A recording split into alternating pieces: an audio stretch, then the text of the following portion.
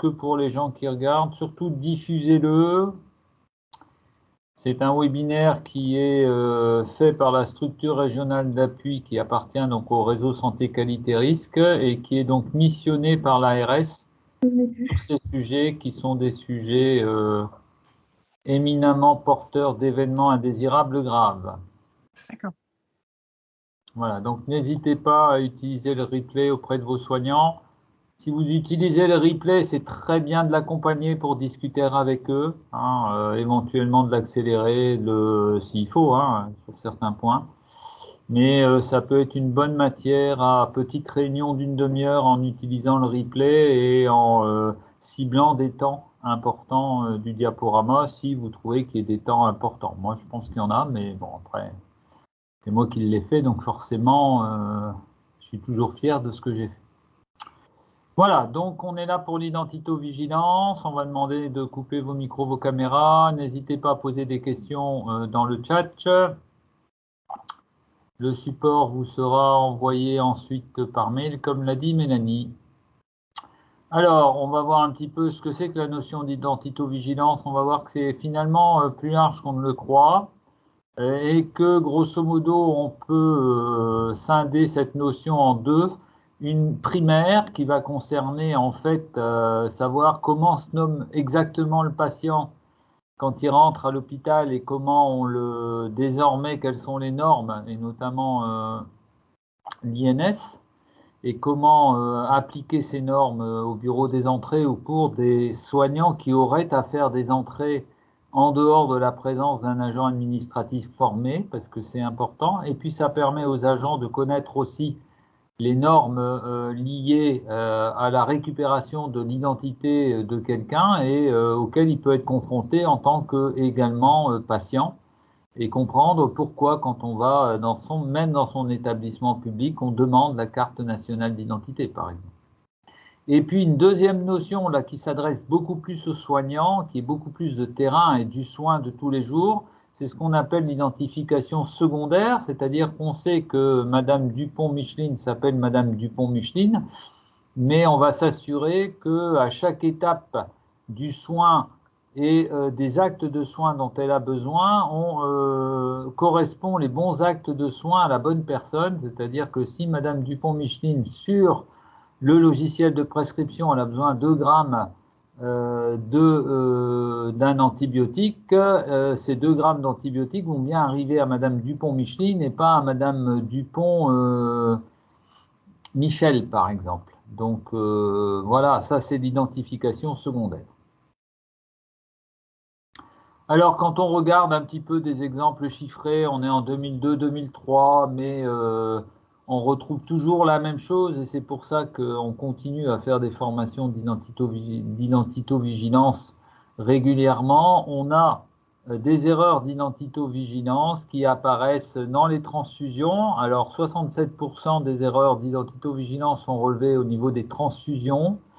Alors là, il y a un petit biais parce que comme en transfusion, ils sont extrêmement précis et ils recherchent beaucoup, donc forcément, toutes les erreurs d'identito-vigilance qui ne vont pas forcément jusqu'au bout, hein, jusqu'à une erreur, un événement indésirable, sont rattrapées.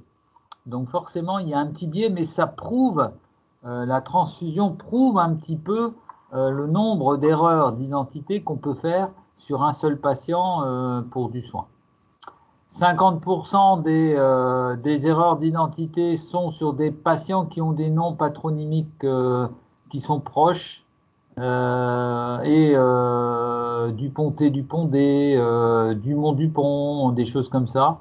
Et 13% des erreurs d'identité ont encore lieu en chirurgie. On espère, puisque là on est avant la mise en place de la checklist, que la checklist a baissé ce nombre d'erreurs d'identité en chirurgie. Probablement que la checklist y contribue, à condition que celle-ci soit réalisée dans les règles de l'art, ce qui, quand on fait des audits de checklist dans des plateaux opératoires, on est souvent très très surpris de la manière dont la checklist est faite. Fréquence des homonymes, ça c'est simplement pour un petit peu poser, hein, c'est qu'en dehors du fait que On peut faire des erreurs, on peut être contraint à faire des erreurs parce que forcément, vous allez trouver très souvent des Martins avec des Martins dans un même service. C'est le fait du nombre de Martins en France, hein, tout simplement, des Bernard, des Thomas, des Petits, enfin bref, sont des noms qui sont très très redondants. Et donc la probabilité que deux noms d'une même famille se retrouvent dans un même service n'est absolument pas nulle, notamment sur ces noms-là ou bien sur d'autres noms régionaux qui peuvent être fréquents. Les Lefebvre par exemple dans le Nord, voilà. Donc, ce sont des choses qu'il faut avoir en tête et qui font que l'identito-vigilance est vraiment, ce n'est pas un soin, mais c'est une base incontournable pour réaliser un soin en sécurité.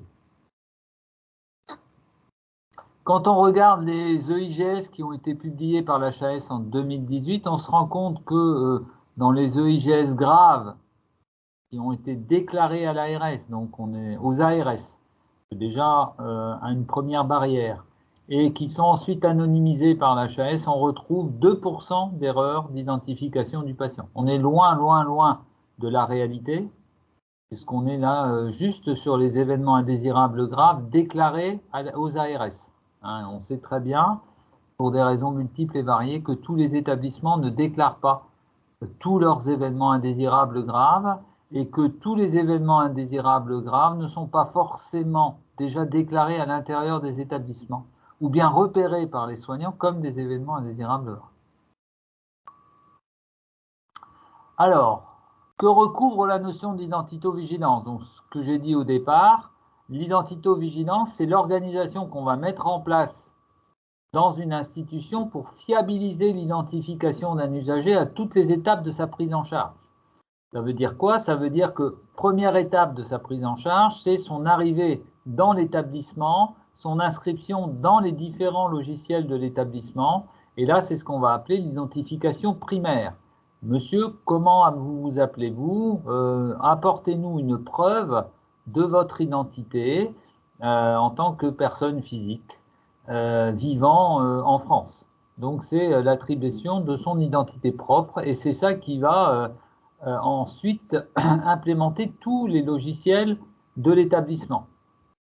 Le premier des logiciels, c'est celui qui va éditer les étiquettes.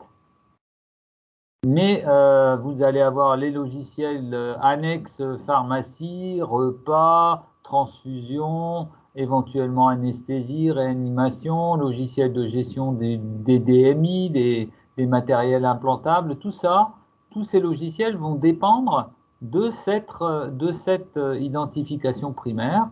Et si vous faites une erreur dans l'identification primaire centrale du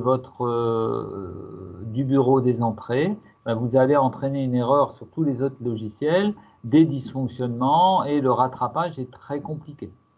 De la même manière, vous allez, si votre patient est déjà connu et que l'identification primaire à l'entrée est mal réalisée, vous allez ouvrir un nouveau dossier et créer des doublons. Ces doublons pouvant amener à des erreurs éventuellement si vous avez des vrais doublons. Et moi, j'ai été le témoin il y a moins d'un an de cette situation-là où vous aviez deux hommes, même nom, même prénom, même date de naissance, exceptionnel, qui rentrent au CHU de Lille. Le CHU de Lille est assez grand. Un rentre dans un service de gastro-entérologie pour un cancer de l'œsophage et l'autre rentre dans un service de chirurgie thoracique pour un cancer pulmonaire. Deux mêmes pathologies cancéreuses.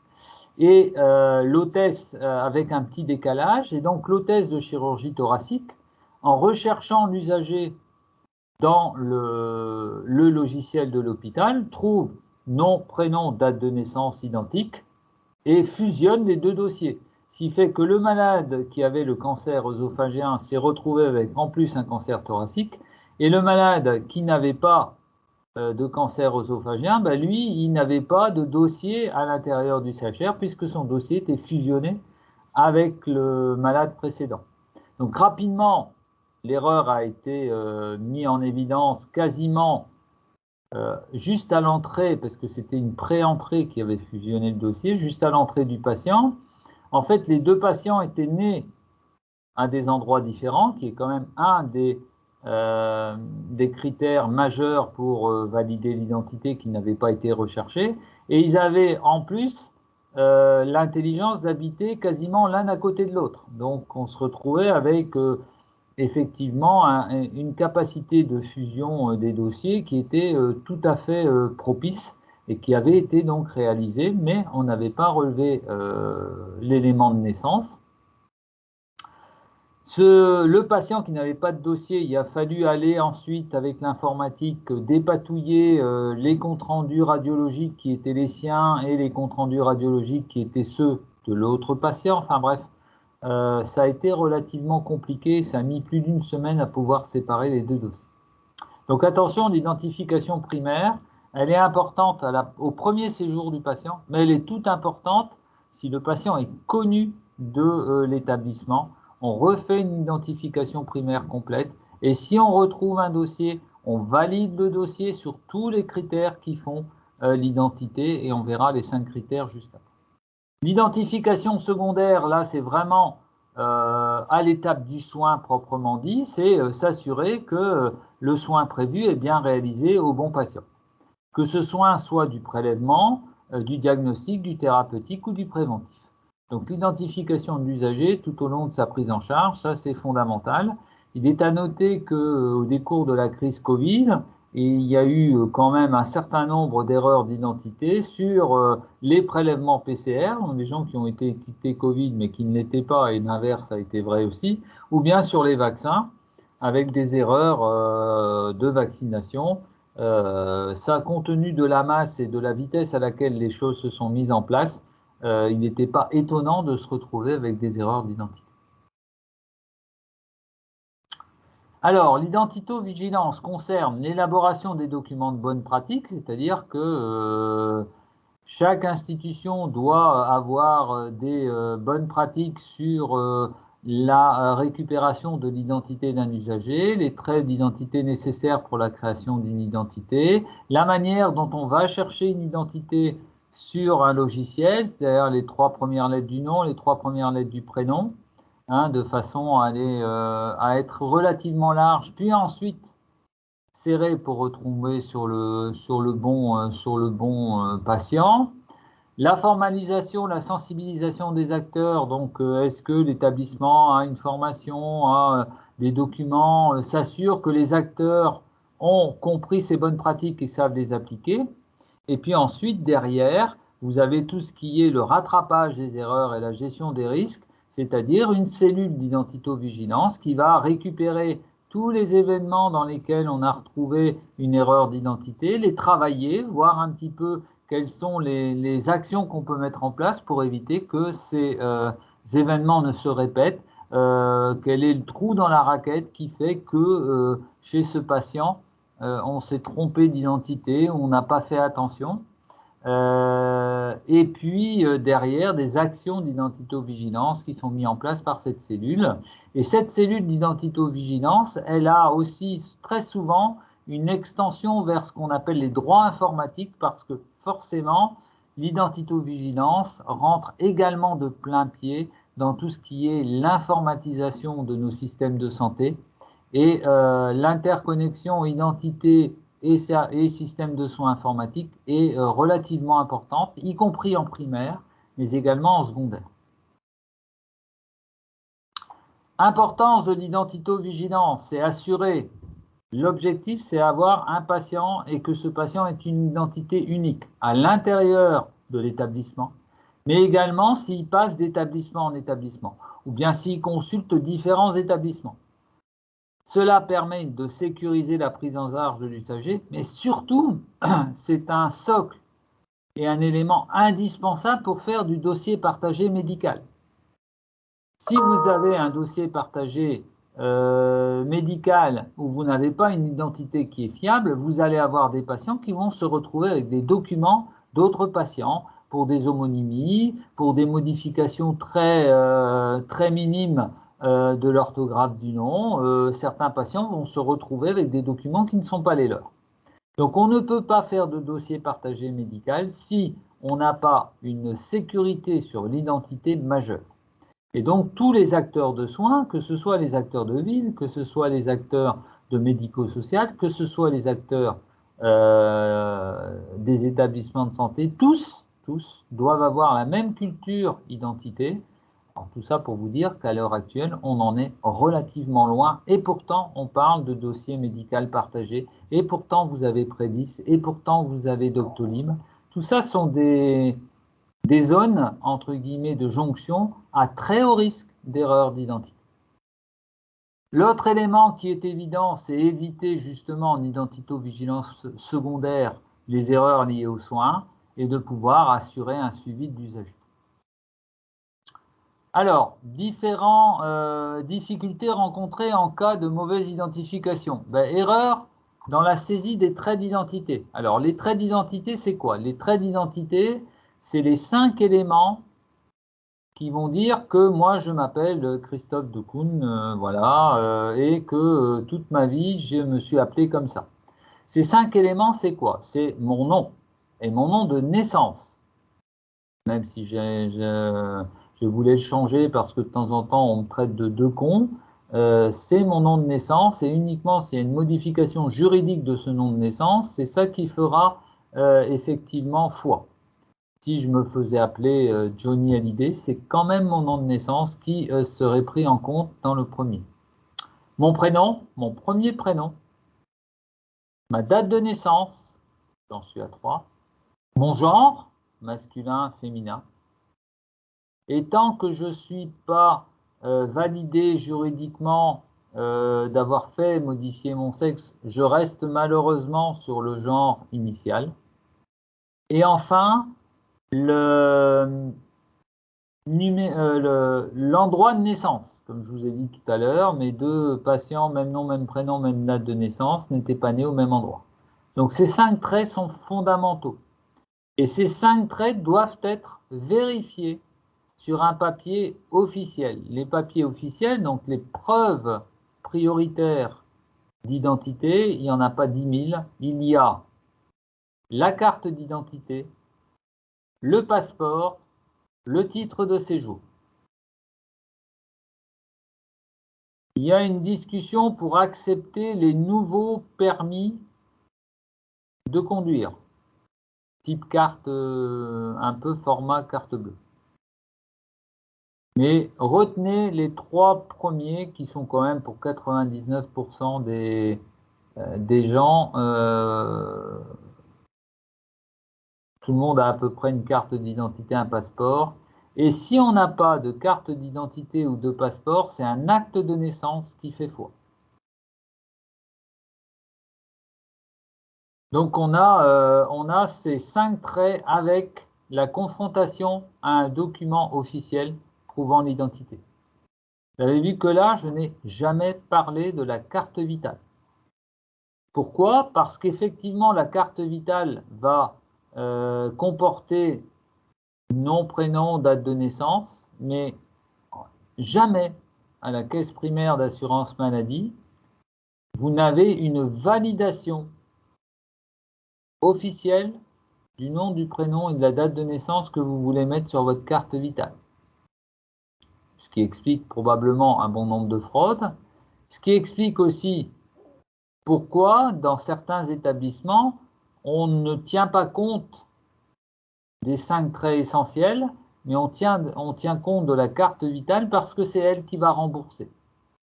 Et ce qui est une erreur et qui amène à de nombreuses erreurs ensuite dans la prise en charge du soin. Pour l'instant, aucune réflexion n'est faite avec les caisses primaires d'assurance maladie pour entraîner une validation de l'identité mise sur les cartes vitales. Ces différents traits qui vont être fournis pour créer l'identité des patients permettent de générer un numéro. Un numéro qu'on appelle le numéro INE ou ce qu'on appelle l'INS. Ce numéro, il est composé de plusieurs chiffres. Le 1 pour les masculins, le 2 pour les féminins, comme ça. Et puis ensuite, l'année de naissance, le mois de naissance, le département de naissance et le code INSEE de la commune où on est né. Ce code INSEE n'est pas le même que le code postal. C'est un code des fois un petit peu différent. Et enfin, les derniers chiffres sont le rang de naissance, c'est-à-dire le combientième de la commune qui est né depuis le début de l'année ou depuis la journée. Ça dépend des communes et du nombre de naissances. Donc ça permet de créer ce qu'on appelle l'INS et qui est vraiment non discutable. Et un INS est unique. Même si vous avez des jumeaux, vous êtes né le premier, vous êtes né le deuxième, donc votre rang de naissance dans la commune où vous êtes né change. Le fait de pouvoir rattacher une identité d'un patient à un numéro fait que le traitement des données ensuite est extrêmement simple. Vous ne retrouvez plus de problème d'accent, de tiret, de points, d'espace avec les noms, les prénoms. Vous savez que toutes les données se réfèrent à ce numéro-là. Et c'est beaucoup plus simple pour faire du dossier partagé. Donc, erreur dans la saisie des traits d'identité, c'est création d'un nouveau dossier, d'un doublon, du travail derrière, de mélange éventuellement avec un autre dossier, ce qu'on appelle une collision. Et tout ça, ça amène régulièrement les établissements de santé à faire du tri dans leur base de données, à faire des réunions et à dire ce dossier-là, c'est un doublon, ce dossier-là, c'est une collision. Donc, plus on est strict à l'entrée sur la saisie des traits d'identité, moins on crée de doublons ou de collisions, moins on entraîne de difficultés ensuite pour l'établissement et du temps passé par l'ensemble des personnels pour remettre de l'ordre et éliminer les doublons et les collisions. Les erreurs aussi, mauvaise identification, c'est des prescriptions qui sont dans le mauvais dossier, avec forcément des traitements inadaptés pour les usagers, rangement de compte rendu dans le mauvais dossier, et on a tous des exemples de patients qui ont reçu à domicile des comptes rendus qui n'étaient pas pour eux. Erreur de validation, ça donne des données inappropriées avec des matricules INS qui sont faux. Donc il y a vraiment quelque chose qui est important. Les doublons, pourquoi c'est gênant? Ça augmente le travail, ça dilue l'information et on peut avoir une perte d'information sur deux dossiers qui sont en doublon. Donc la fusion de ces dossiers doit être complète. Et par exemple, nous en anesthésie, on a par exemple souvent une perte d'information quand on a une fusion des doublons, parce que dans un dossier, vous pouvez voir qu'il est noté que le patient a fait une allergie à tel produit, qu'il a été difficile à intuber. Et en faisant la fusion, ces notions disparaissent. Et puis ce patient qui a quand même un problème important d'allergie n'apparaît pas si jamais on est amené à le réendormir. Donc fusionner les dossiers, ça permet de rattraper ces identités qui sont générées pour un même patient lors de passages différents, mais ça peut entraîner de la perte de données. Donc c'est tout l'intérêt, quand un patient est connu d'un système hospitalier, de faire une identité primaire très stricte pour récupérer le dossier unique qui est entre guillemets validé par ce qu'on appelle l'IPP, on en parlera après, et qui permet donc de ranger à nouveau toutes les nouvelles données du patient dans le bon dossier global. Alors, l'identito-vigilance primaire, j'ai déjà bien avancé, donc on va continuer. C'est ce qui fait la base de tout, hein. Et c'est ce qui passe maintenant pour s'affranchir de l'orthographe et passer sur une information chiffrée. Quoi de neuf avec cette identité nationale de santé? Alors, comme je vous l'ai dit, c'est exactement cette identité nationale de santé, c'est exactement ce qui est pris pour votre numéro de sécurité sociale. Sauf que la grande différence, c'est que le numéro de sécu sociale qui est noté sur votre carte vitale, il ne correspond pas forcément à l'identité qui a une identité écrite sur cette carte vitale. Donc attention aux erreurs. Cette inscription, cette identité nationale de santé, elle est créée bien avant que vous ayez votre propre sécurité sociale. Elle est créée dès que vous êtes inscrit sur le registre des naissances. Donc il y a un tout petit hiatus qui est le temps que l'enfant soit déclaré. S'il est déclaré en anticipé, ça va encore plus vite, mais le temps que l'enfant soit déclaré à la mairie et comme étant vivant sur le territoire français, à partir de ce moment-là, son numéro INS est créé. C'est un numéro unique. Par contre, quand il ira dans un établissement de santé ou chez le médecin, la facturation sera réalisée sur le numéro de sécurité sociale de sa maman. Donc on voit là la discordance entre l'utilité de la carte vitale pour le remboursement et le numéro INS pour les données de santé. Voilà par exemple ce que je vous ai expliqué de façon tout à fait orale tout à l'heure, la façon dont est créé notre numéro de santé, notre identifiant national de santé. Je suis une femme, je m'appelle Darc Jeanne Marie-Cécile, Jeanne d'Arc, pour ceux qui n'auraient pas compris la petite blague des informaticiens de e-santé. Je suis une femme, j'ai le 2 en premier. Je suis né en 60, j'ai le numéro 60 en deuxième. Au mois de mai, j'ai le numéro 05 derrière. Dans le département d'Orémy, dont le code ITSE est 88 154. Et vous voyez le matricule INS ici qui est en train d'apparaître à l'écran, 2 60 05 88 154 le code INSEE, et j'étais la deuxième du jour où je suis né, donc j'ai le numéro 2. Le 33 est une clé qui est fournie secondairement.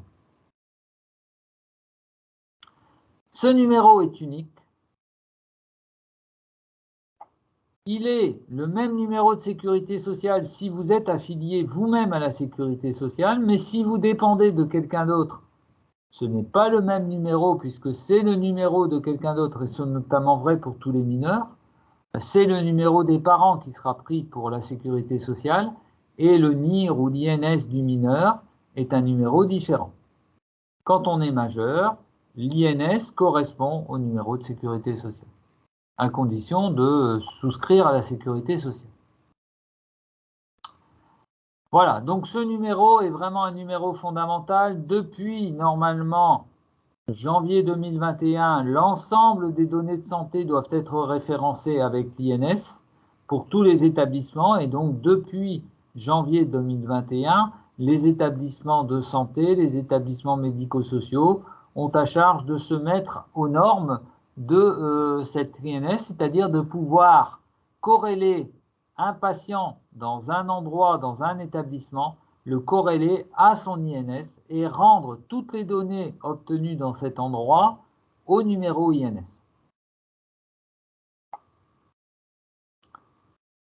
Et cet INS, comme je vous l'ai dit, c'est un numéro, il est unique, donc il n'y a pas tous les problèmes qu'on peut avoir avec les différents noms, les Michel avec un L, avec 2 E, avec un accent grave et tout ça. Toutes ces choses-là tombent et permettent de relier sur un numéro fixe. Cette utilisation de l'INS est un cercle de confiance d'acteurs, c'est que dans la santé. Et donc les acteurs de santé et du médico-social sont impliqués. Une question, non?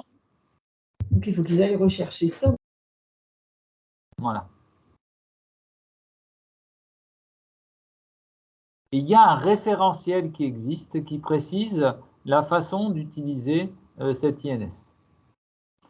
Pour résumer, la petite main qui va bien, nom de naissance, prénom de naissance, date de naissance, sexe et lieu de naissance, l'identité qu'on recueille auprès du patient associé à un document officiel, carte d'identité, passeport, titre de séjour. Voilà.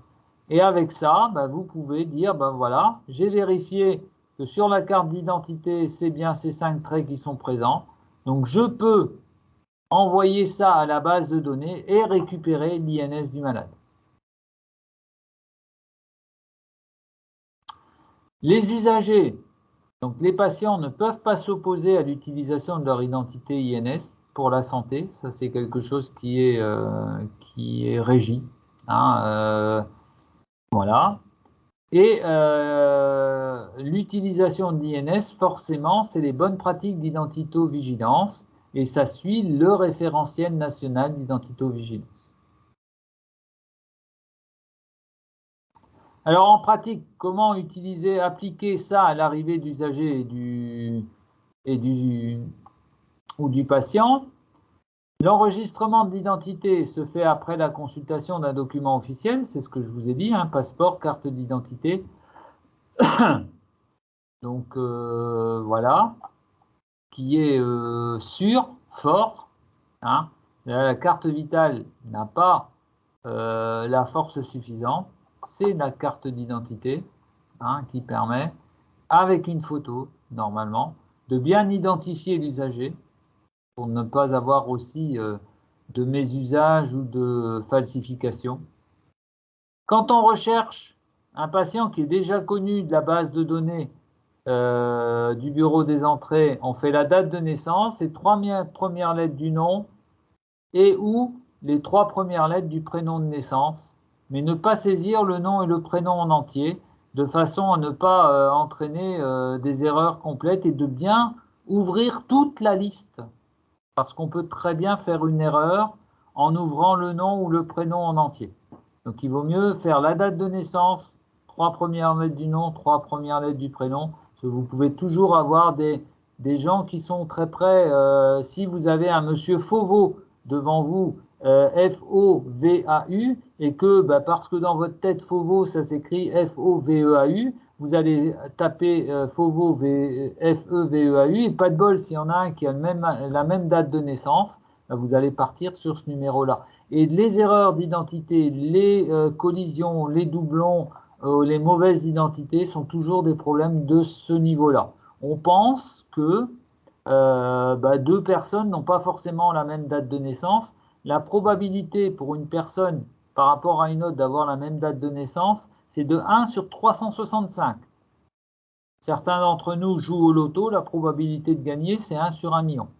Donc vous voyez qu'elle est beaucoup plus petite et beaucoup plus fréquente qu'on ne croit.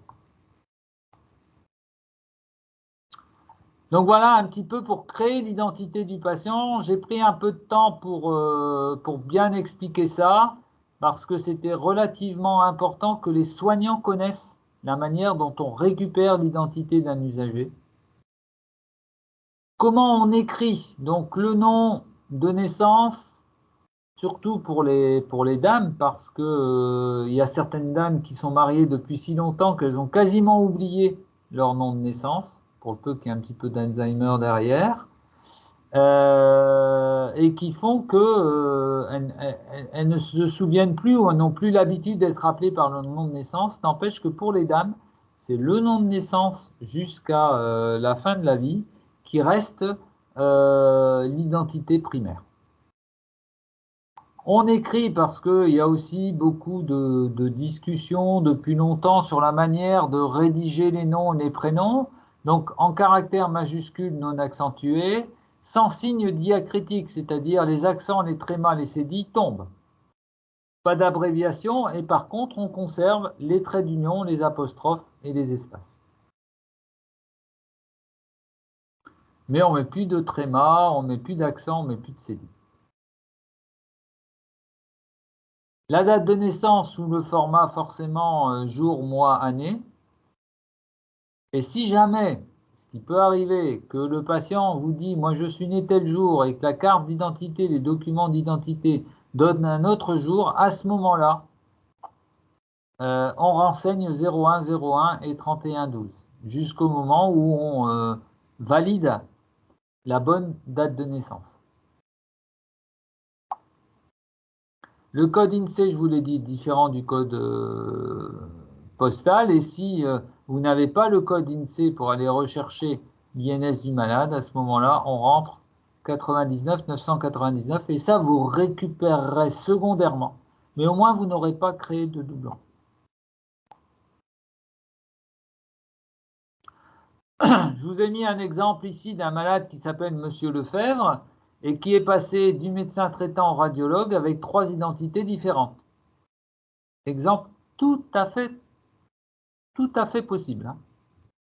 Comment vous voulez partager la demande du médecin traitant qui a fait le diagnostic, par exemple, d'une hernie inguinale, du radiologue qui a fait l'échographie des creux inguinaux et qui a aussi un compte-rendu, et du chirurgien qui va opérer ce patient, comment voulez-vous faire un dossier médical partagé? Donc, d'où l'intérêt d'avoir d'abord chez le médecin traitant, même si ce n'est pas une évidence et ça va être difficile pour eux de se mettre à cette recherche d'INS, mais ils vont devoir y arriver d'un moyen comme un autre. Si on avait à la place de M. Lefebvre l'INS, si on avait ici l'INS et si on avait ici l'INS, on n'aurait pas de problème de communication et on pourrait avoir un dossier médical partagé, sécurisé, fort en termes d'identité.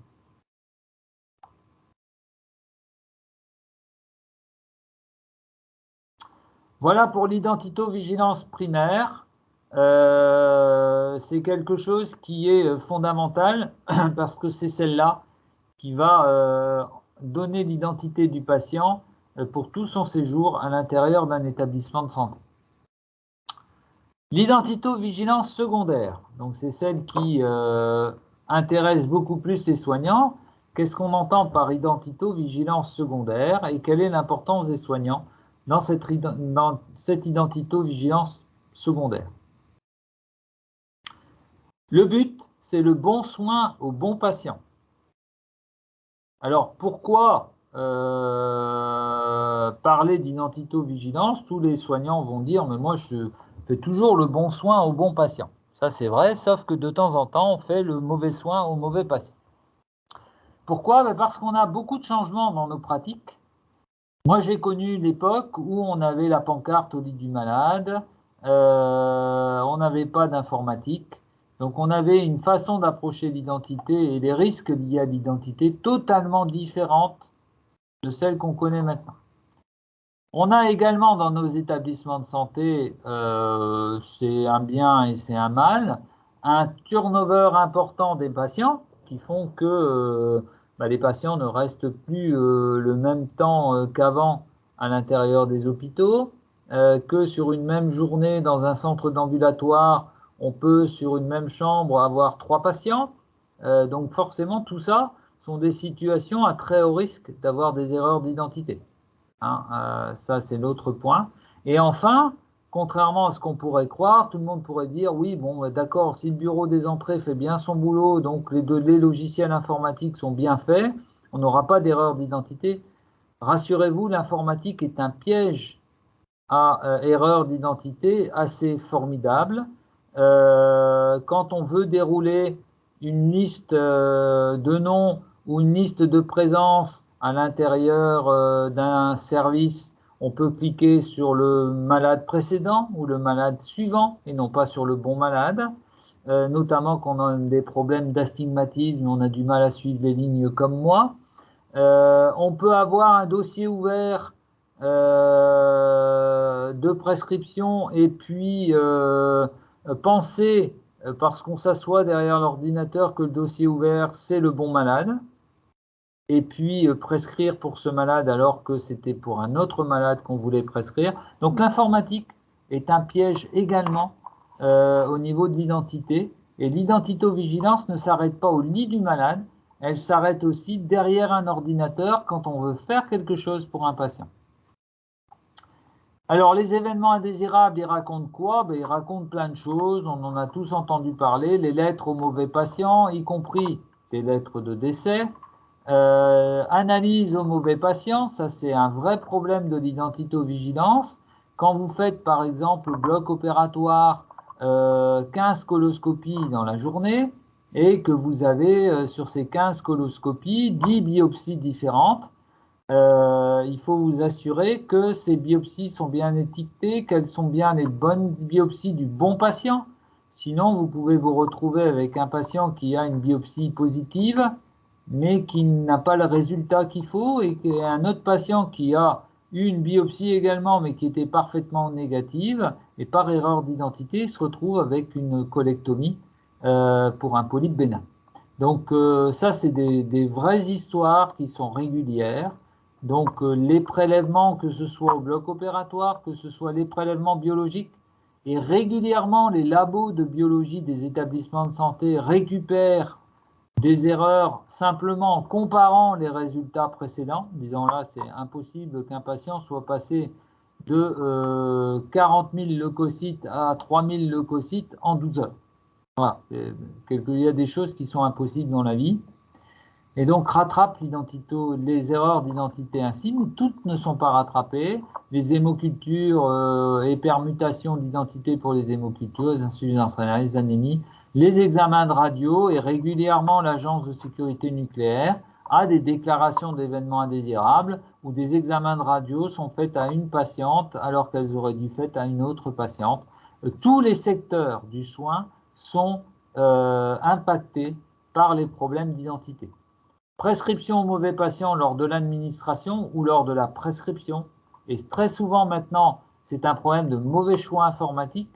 Et très souvent, les soignants de terrain rattrapent en rappelant le docteur en disant « T'es sûr que tu veux autant de vitamine C chez ce patient, c'est pas pour l'autre patient ?» Bon, voilà. Donc, il y a les prescriptions. Les transferts, ça c'est un vrai problème. Et régulièrement encore, dans les Hauts-de-France, au moins 1 ou 2 fois par an, on a la déclaration d'un événement indésirable pour un transfert de patients au bloc opératoire pour une mauvaise chirurgie récupérée par la checklist. On a vu aussi dans un événement indésirable un des jumeaux transféré, changer de sexe à l'arrivée dans le service de transfert, parce que le bracelet d'identité a été un mauvais bracelet d'identité qui a été posé au deuxième jumeau. Et puis, on a aussi régulièrement des appels de la morgue où les bracelets ne sont pas forcément les bons bracelets, ou un patient qui est avec un certificat de décès masculin se retrouve à la morgue être une personne féminine. Donc, on a beaucoup d'erreurs d'identité. Ces choses-là ne sont pas rares du tout, contrairement à ce qu'on pourrait croire. Alors effectivement, sur la masse de patients soignés, le pourcentage est faible, mais quand vous avez des erreurs d'identité, très souvent les patients le payent cher. Donc il y a un travail à faire, il y a vraiment à rabâcher régulièrement, parce qu'on est tous des êtres humains, et moi le premier aux soins, de faire très attention, et que la vigilance sur l'identité, c'est vraiment quelque chose de fondamental. Alors, un petit peu de définition pour les soignants, parce qu'on est souvent aussi perdu. Un IPP, c'est l'identifiant permanent du patient. C'est-à-dire, la première fois où vous venez à l'hôpital, on vous crée, ou dans un établissement, on vous crée cet identifiant permanent. Voilà, et on vous ouvre un dossier. Et à chaque fois que vous allez venir, dans ce dossier, on va rajouter les éléments de vos différents séjours. Et les séjours sont identifiés par un identifiant externe, c'est-à-dire que quand vous venez le premier séjour, vous avez un IEP, le deuxième séjour, vous avez un autre IEP, et à chaque IEP, vous avez des données, et ces données sont ensuite implémentées dans l'IPP, dans l'identifiant permanent. C'est tout simplement un rangement de bibliothèque où le grand bac de la bibliothèque s'appelle IPP, et vous avez à l'intérieur des petits classeurs qui correspondent à chaque séjour et qui sont, entre guillemets, rangés par IEP. Voilà, donc c'est voilà pour les soignants qui avaient un petit peu de mal avec les IPP et les IEP comme moi, voilà un petit peu une façon de les comprendre. Enfin, la CIV, les soignants vont entendre, c'est la cellule d'identitovigilance dont je parlais tout à l'heure, celle qui est, entre guillemets, responsable de la formation, de la qualité de l'identitovigilance à la fois primaire et secondaire, à récupérer les événements liés à ces déclarations d'identité qui ne sont pas bonnes, et également à travailler sur ces différents événements indésirables liés à l'identité pour améliorer la situation. Et très souvent, on a dans des grands établissements plusieurs correspondants d'identitovigilance. Je rappelle pour les soignants que l'identitovigilance est le premier acte de soin, et que c'est le premier acte ou la première action qui amène à un acte de soin plutôt, et que demander l'identité du patient à chaque étape du parcours, chaque soin, est indispensable. Et c'est vrai que quand on a des patients qui sont là au long cours, ça devient difficile de dire à des gens qu'on connaît par cœur, « Monsieur, déclinez-moi votre nom, votre prénom votre date de naissance. Et pourtant, c'est comme ça qu'il faut faire pour ne pas faire d'erreur. À la fois, on ne va pas se tromper de patient, mais on peut se tromper d'étiquetage, des tubes de laboratoire, de la pose de la poche de perfusion qui est pour le voisin. Donc tout ça, si vous demandez l'identité, vous vérifierez sur la poche et vous ne ferez pas d'erreur. Donc ça, c'est clairement la base de l'acte de soin. Ça commence par cet élément-là. Dites-moi comment vous vous appelez. Si le malade en plus a des troubles cognitifs ou n'est pas tout à fait vigile, là vous pouvez utiliser un autre système qui est le bracelet d'identification qui permet lui de valider le nom, le prénom et la date de naissance du patient. À condition que la pose du bracelet s'est faite de manière tout à fait correcte et dans les bonnes pratiques, en demandant au patient ou en validant son nom, son prénom, sa date de naissance. Toujours faire décliner par question ouverte et non pas dire « vous appelez Monsieur Dupont ». Alors moi, je le dis parce que j'ai déjà eu le tour. Dans une salle d'attente, lors de consultation d'anesthésie, j'appelle effectivement Monsieur Dupont. Et puis, un monsieur se lève, me suit, s'assoit derrière le bureau et comme j'ai un petit peu de culture d'identité, je commence par lui demander sa date de naissance. Donc déjà, ce n'était pas la date de naissance de Monsieur Dupont. Et je dis, bah, donnez-moi votre nom et votre prénom. Et puis, il s'appelait, je ne sais plus comment, Marcel Duschmock. Et là, je me suis dit, mais vous n'êtes pas Monsieur Dupont, pourtant j'ai appelé Monsieur Dupont. Il m'a dit, bah non, mais comme personne ne se levait, que ça faisait longtemps que j'attendais, je vous ai suivi. Eh bien, ça a marché. Bon, il a pris le tour de Monsieur Dupont. Mais si je n'avais pas rechecké et que j'avais fait comme beaucoup de mes confrères, j'avais préouvert le dossier avant que le patient ne rentre pour avancer un petit peu, ben, j'aurais très bien pu faire une erreur d'identito-vigilance, faire une consultation pour Monsieur Dupont alors que c'était Monsieur Duschmock et on aurait été bien embêté. Donc on interroge le patient par question ouverte, voilà, et on évite de dire ben, vous êtes bien Monsieur machin parce que les gens sont, pour pas contrarier, vont dire oui oui. Voilà, donc ça c'est important. Garantir le bon soin acte-service est administré au bon usager. De là vient l'idée que tous les éléments du dossier doivent être identifiés au même nom, au même prénom. Très facile si vous avez de l'informatique, à condition d'ouvrir le bon dossier. Très difficile si vous avez du papier. Et mon expérience d'expert visiteur et de visitablant, c'est qu'à chaque fois que des établissements ont conservé une partie de papier, quand on va simplement ouvrir les dossiers patients et regarder si toutes les feuilles sont correctement identifiées, régulièrement on trouve des documents qui n'appartiennent pas aux patients, des bilans qui appartiennent à la chambre précédente, des résultats d'anapath ou des résultats de radiologie qui appartiennent à un autre patient. Donc, attention, tous les éléments du dossier doivent comporter un étiquetage et le dossier ne doit comporter que les éléments du patient. Voilà. C'est plus facile avec l'informatique qui, elle, a, je vous le rappelle, d'autres inconvénients. Les piluliers, les seringues, les poches à perfusion, tout ça, ça a aussi l'obligation d'être identifié pour que le bon traitement soit mis au bon patient.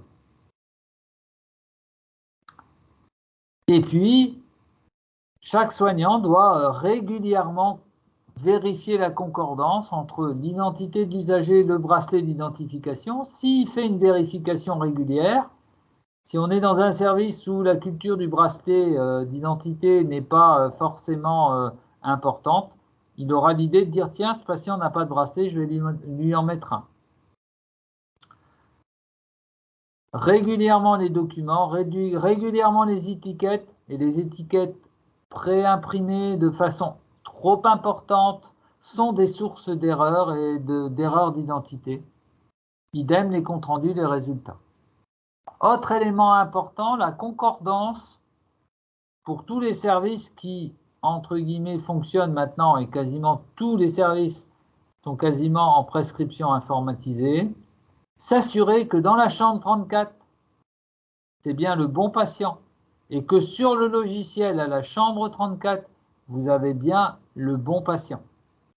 Et la concordance numéro de chambre, patient dans la chambre et patient dans le logiciel est importante. Parce que vous pouvez avoir des patients qui changent de chambre pour des raisons X, Y, Z, et la mutation n'est pas faite. Donc attention, comme des fois certains soignants fonctionnent sur le numéro de chambre, parce que comme tout est confidentiel, les noms des patients sont de moins en moins évoqués à l'intérieur des établissements et des services, et donc vous pouvez très bien avoir, alors c'est très court, c'est sur le temps du transfert, mais vous pouvez avoir des erreurs.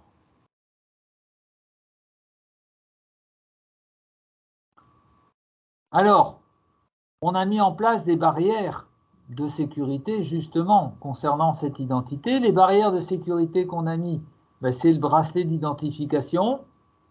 Alors, ce n'est pas une obligation, les patients peuvent très bien refuser. C'est quand même mieux dans toutes les situations où vous avez des patients qui peuvent perdre connaissance à un moment ou à un autre. Alors, très clairement, les patients qui vont passer en anesthésie au bloc opératoire, les patients qui ont des troubles de la mémoire, les patients qui vont passer en réanimation. Parce qu'en réanimation, si vous les sédatez, qu'il n'y a pas de bracelet, il s'appelle comment? On ne peut plus lui demander, on ne peut plus vérifier. Dans certains endroits, je pense au médico-social, on peut mettre en place une photographie du patient, ce qui peut être utile, sous réserve du respect des droits du patient. Voilà. Le bracelet, c'est fondamental, même si le patient a un bracelet, ça ne dispense pas de vérifier que c'est le bon patient. Il faut surtout éviter, mais on se fait tous avoir par ça, ne pas penser que l'on connaît le patient, pour avoir dans la tête l'idée, quand on va le voir, qu'on ne le connaît pas, pour revérifier. Hein. Et puis vous, peut-être vous le connaissez bien, mais un autre soignant, lui, le connaît peut-être pas. Ça peut être un intérim, ou bien il peut changer de service. Donc ça, c'est important. Et bien vérifier concordance informatique et chambre.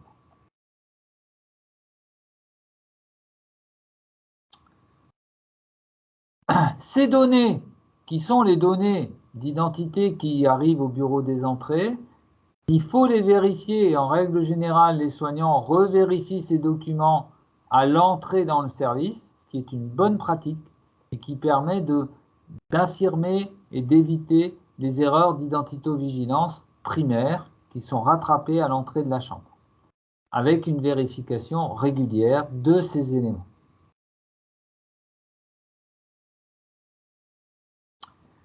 L'important d'avoir en tête, c'est que quand on déroge à ces bonnes pratiques, on a des risques d'avoir des erreurs d'identification qui sont parfois graves, mais le pire, c'est que ces erreurs, elles sont toujours évitables. Et je n'ai pas connaissance d'un événement indésirable lié à de l'identité, qui soit quelque chose où on puisse dire, ça, franchement, c'était inévitable. Non, il y a toujours une étape qui a sauté dans la rigueur de l'identification. Le but, c'est bien identifier pour bien soigner. Alors, un petit focus sur l'informatique parce que on est tous nés avec cette idée que l'informatique, c'est super et ça ne pouvait pas se tromper. Effectivement, l'informatique ne se trompe pas, c'est du 0 et du 1. Celui qui va se tromper, c'est l'effecteur, soit celui qui rentre dans l'informatique, soit celui qui va chercher les éléments dans l'informatique. Donc l'erreur de clic sur la liste déroulante, ça c'est quelque chose qui est assez fréquent. L'erreur de prescription sur un dossier ouvert, c'est quelque chose qui est relativement fréquent et c'est quelque chose qu'on voit dans des services où finalement on a très peu de malades et donc c'est les services de soins intensifs, ce sont les services de réanimation et ce sont les blocs opératoires où, et ce sont des choses qui me sont arrivées à moi, c'est pour ça que j'en parle, mais à mes collègues aussi, on prend un bloc opératoire en deuxième tour et on a laissé sur l'écran ouvert le dossier du patient précédent. Et à un moment ou à un autre, comme toutes les fenêtres sont mises en petit en bas, on réouvre une fenêtre, on ne revérifie pas l'identité parce qu'on est dans notre trip et on laisse courir. Et la fenêtre ouverte est celle du dossier précédent. Et là, on est parti à commander des culots sur un dossier précédent. Et on ne vérifie pas, même si sur le logiciel de prescription, il y a bien marqué « Vous commandez un culot pour monsieur machin » alors que c'est madame qui est sur la table. Cérébralement, notre cerveau occulte ce message qui nous embête parce qu'on est au bloc opératoire, parce que ça doit aller vite, et puis parce qu'il n'y a jamais d'erreur. Et puis voilà comment un culot prescrit sur le dossier précédent arrive au bloc opératoire pour la patiente suivante. Voilà un exemple, mais un exemple de vécu et qui est arrivé récemment à un autre collègue à qui j'avais bien précisé à toute l'équipe, attention, quand vous démarrez un bloc opératoire, vous fermez toutes les fenêtres existantes sur votre écran d'ordinateur.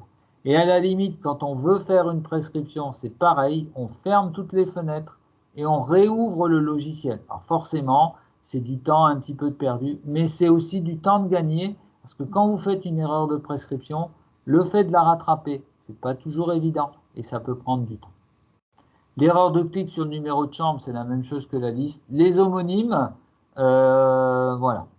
Donc ça, ce sont des éléments qui sont des fois importants à prendre en compte, et notamment avec l'informatique, où on pense que l'informatique, c'est relativement sécurisant.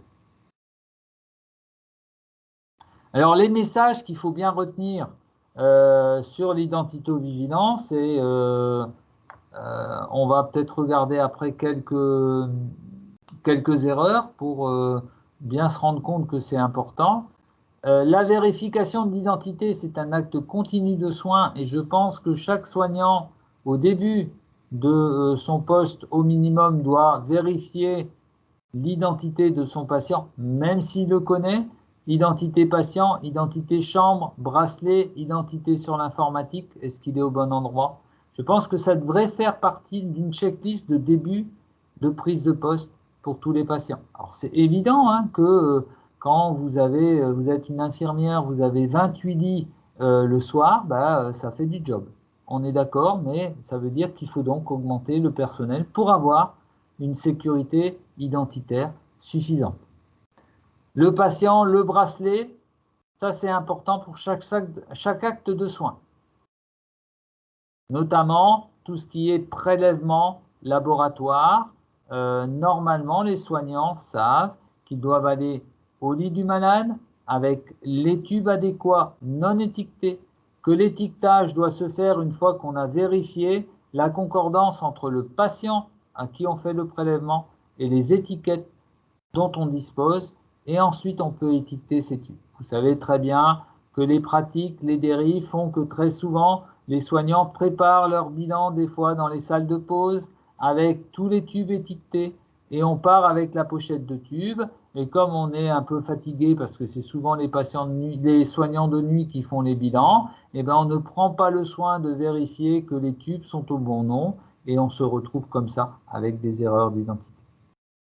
Autre message important, l'informatique n'est pas plus sécuritaire que le papier, mais elle a d'autres défauts, et ça c'est important à savoir. Et je pense que l'idée fondamentale quand on est soignant, c'est de se dire que à tout moment, une erreur d'identité est possible, donc je vérifie l'identité. Même si je la vérifie plus souvent que de besoin, je sais que je vais limiter les erreurs liées à des erreurs d'identité. Dernier élément, si on trouve une erreur, qu'est-ce qu'on fait? D'abord, on la signale, on fait une EFEI, parce que ça permettra à l'ensemble de l'établissement de bénéficier des conclusions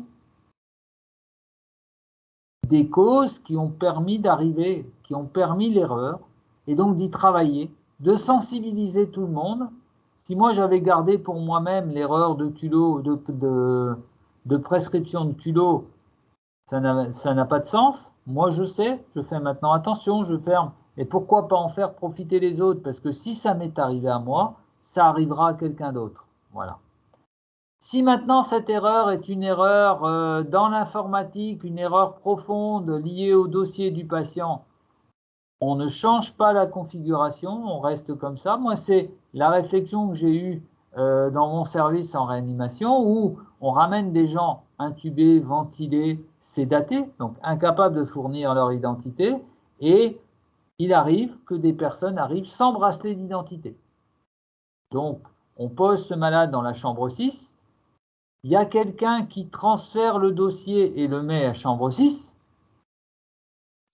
mais il n'y a pas la possibilité pour le soignant de vérifier que ce dossier de la chambre 6 correspond bien à l'identité du patient qui doit être dans la chambre 6.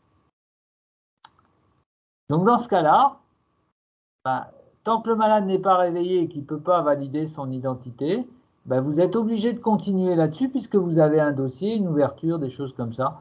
Ou bien alors, il faut aller retrouver les acteurs du bloc opératoire qui viennent vous certifier que c'est bien monsieur machin, que c'est bien le bon dossier. Mais il n'y a pas d'autre façon de faire, donc attention, les bracelets d'identité, ça a du sens, notamment quand les patients vont perdre connaissance. Et puis, s'il y a vraiment une erreur, on ne change rien sans être passé par le responsable d'identito-vigilance, parce que là, on va encore rajouter des problèmes aux problèmes. Il vaut mieux s'arrêter à un moment en disant là, on sait qu'on s'est trompé, on a continué comme ça à tel moment, partir de telle heure, telle minute, on a découvert l'erreur, on a continué.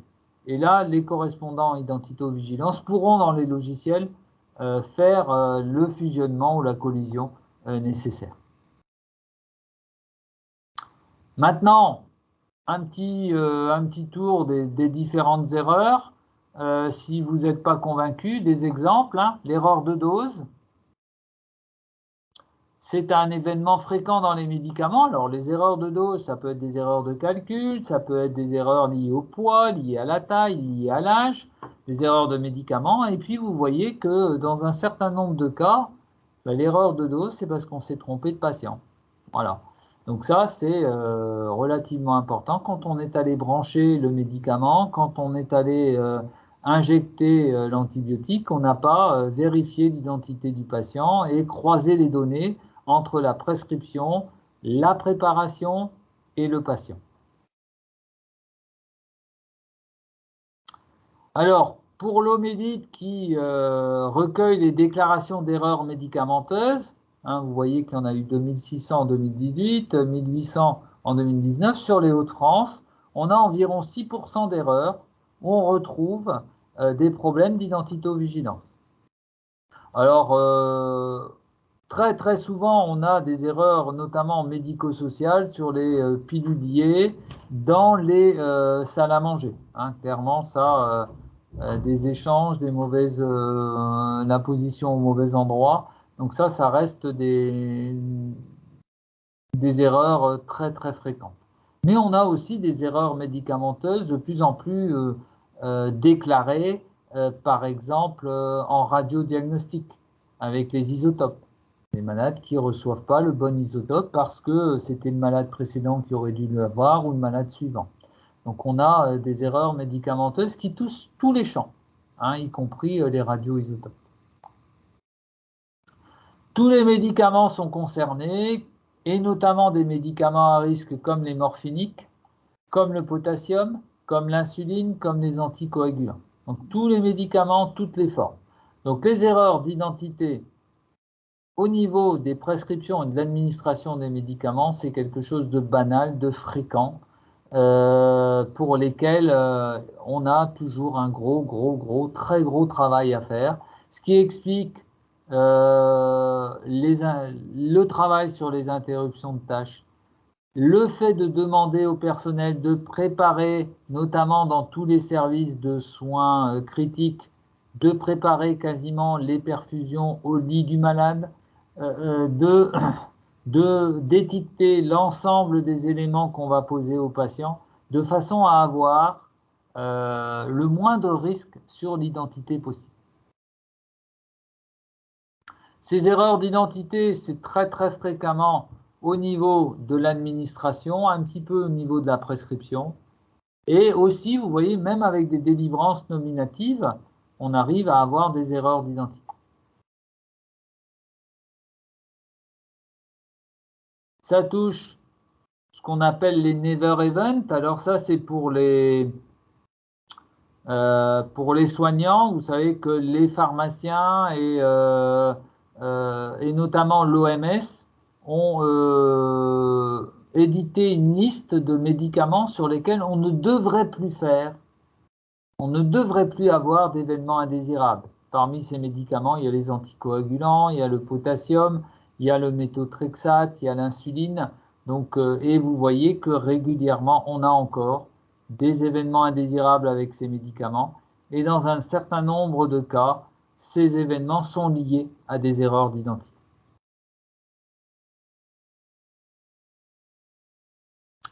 Pour faire le lien avec la certification, parce que certains d'entre vous sont peut-être engagés dans une procédure, clairement, dans les médicaments à risque de la certification, et dans notamment ce critère, il y a une place sur l'identité et l'identitovigilance. Voilà, donc ça fait partie aussi de la prise en charge de ces médicaments à risque. Alors, pourquoi il y a tant d'erreurs sur les médicaments? On va cibler essentiellement ce point-là, hein, parce que on peut identifier les traitements par numéro de chambre. Mais vous avez des fois des chambres doubles, des patients portes, des patients fenêtres, et vous avez parfois des patients vicieux. Il y en a un qui se met à la fenêtre et l'autre qui se met à la porte, et c'est pas les mêmes patients. C'est pas celui qui est à la porte qui se retrouve à la porte, voilà, parce que bon, de temps en temps, ils sont un peu joueurs, sans vouloir l'être hein, d'ailleurs. Parce que vous avez des interruptions de tâches. Ah, j'ai été appelé, je dois faire le tour, j'étais en train. D'où l'importance de travailler sur les interruptions de tâches et vous limiterez également les erreurs d'identité. La distribution des médicaments pendant les repas, ça c'est ce dont je vous ai parlé précédemment. Le contrôle d'identité en question fermée, où le patient, pour faire plaisir aux soignants, va dire oui, sans avoir, des fois, par défaut de surdité, bien compris son nom également, ou pas de contrôle d'identité. Les erreurs de prescription liées aux homonymes. Vous avez deux monsieur Flamand, et puis, même si on s'est arrangé pour les mettre l'un et l'autre à bout du service, ça peut amener à des erreurs de prescription. Ou bien la famille. On a hospitalisé la famille dans la même chambre. Alors c'est bien, mais sauf que s'ils ont des pathologies différentes ou des prescriptions différentes, ça peut amener à des erreurs. Les prescriptions orales, c'est-à-dire ah ben, fais ceci à monsieur machin. Et l'interprétation, l'absence de prescription écrite fait que on fait ceci à madame machin.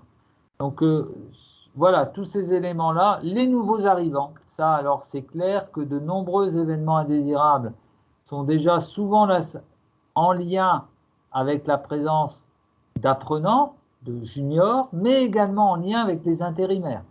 Vous savez que compte tenu de la ressource en personnel qui est relativement étroite, les intérimaires, leur encadrement pose des soucis et rend parfois difficile les mesures de sécurité. Et puis les transferts de patients, là aussi, on peut avoir des erreurs. On vous rappelle que l'erreur d'identité, c'est un événement indésirable qui peut être grave et que 17% des événements indésirables graves comportent une erreur d'identité. Voilà.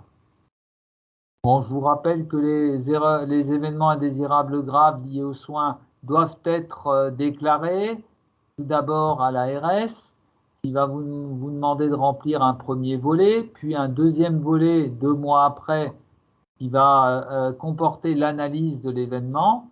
Une fois que ce deuxième volet comportant l'analyse est arrivé à l'ARS, l'ensemble est anonymisé et est envoyé à l'HAS, ce qui permet à l'HAS de faire son rapport tous les ans sur les événements indésirables graves, remarquables et déclarés.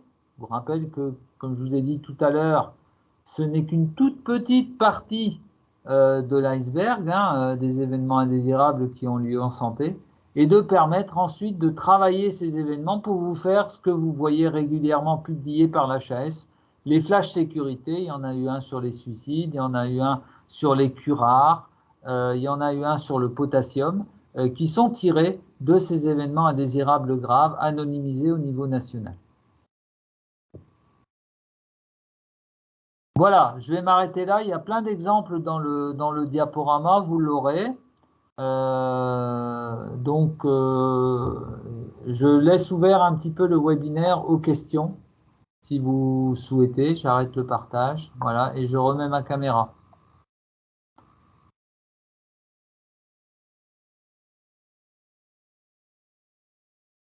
Alors, il y a des questions? Vous pouvez réouvrir, on va réouvrir les micros peut-être? Oui, moi j'ai une question. Fanchon-Lavigne, je suis la faisant fonction 4 de ma terre de Seclin. Ah bon? On se connaît. J'ai une question par rapport aux feuilles de transmission. On en avait déjà parlé quand vous étiez passé. Est-ce que vous pensez que c'est possible, pour identifier les patientes sur ces feuilles-là, de mettre du coup les 3 premières lettres du nom, les 3 premières lettres du prénom et la date de naissance uniquement? Ah, c'est ce que vous appelez vos mémos de poche? Ouais. Oui, moi ça me choque pas du moment qu'on n'a pas le nom complet et l'identité complète. Le problème, c'est l'utilité de ces mémos de poche, entre guillemets. Voilà. Ouais. Il y a normalement, vos logiciels comportent des transmissions.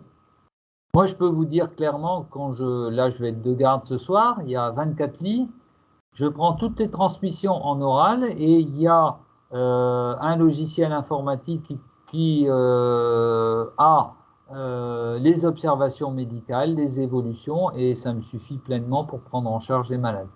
Voilà. Je n'ai pas de papier. Voilà. Donc je pense que c'est faisable, hein. C'est largement faisable. Ouais, c'est faisable. Après, c'est une histoire, c'est simplement... Naturellement, c'est compliqué. Enfin, je crois que c'est... Oui, non, mais ce sont des habitudes. Ouais. Ce sont des habitudes de devoir... Moi, je vois aussi mes collègues, ils prennent un papier, voilà. Alors, ils mettent chambre, il n'y a pas de nom, ils mettent le numéro de la chambre. Le numéro de la chambre, moi, ça me va. Voilà, il n'y a pas de nom. Après, il faut faire attention à ces mémos de poche parce que des fois, ces mémos de poche comportent certes des éléments importants, mais ne comportent pas tous les éléments. Et l'inverse est vrai aussi. C'est-à-dire, c'est bien dommage que dans des mémos de poche, on retrouve des éléments majeurs qu'on ne retrouve pas dans les dossiers patients. Donc, il y a vraiment un forcing à faire pour une culture de... Voilà, on a basculé du dossier écrit au dossier informatique, mais pour que tout soit mis dans les dossiers informatiques. C'est tout le travail qui a été fait sur les macro-cibles, qu'on aime ou qu'on n'aime pas, mais ces macro-cibles, elles ont pour but ce but-là, c'est de simplifier les transmissions, d'avoir les éléments majeurs, d'avoir des éléments synthétiques pour éviter de se noyer dans un tas de trucs. On va y travailler. Oui, non, mais c'est aussi carrément, on appelle ça un changement de paradigme, mais c'est un changement de culture complet. Ce qui est difficile en obstétrique, c'est qu'on a les deux. Nous, on a le dossier informatique et le dossier papier. Donc, du coup... Ça, c'est là aussi, mais avant, vous aviez que du dossier papier, donc il doit être possible d'avoir que du dossier informatique. Ah oui, bien sûr. Voilà, mais on a encore 10 années de transition là-dessus. Ça, c'est évident. Merci.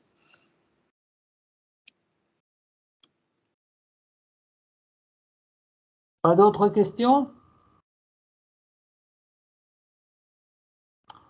Voilà, j'espère que ça vous a éclairé un petit peu sur ces problèmes d'identité qui sont des réels problèmes de tous les jours, surtout la secondaire pour les soignants, mais la primaire également, avec cette notion maintenant de rattacher l'identité telle qu'on la connaît, nom, prénom, à un numéro.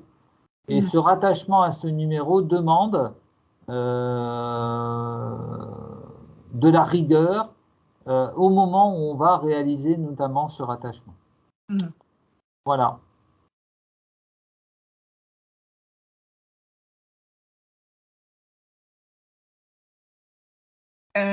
Juste pour le replay, vous allez nous renvoyer un lien?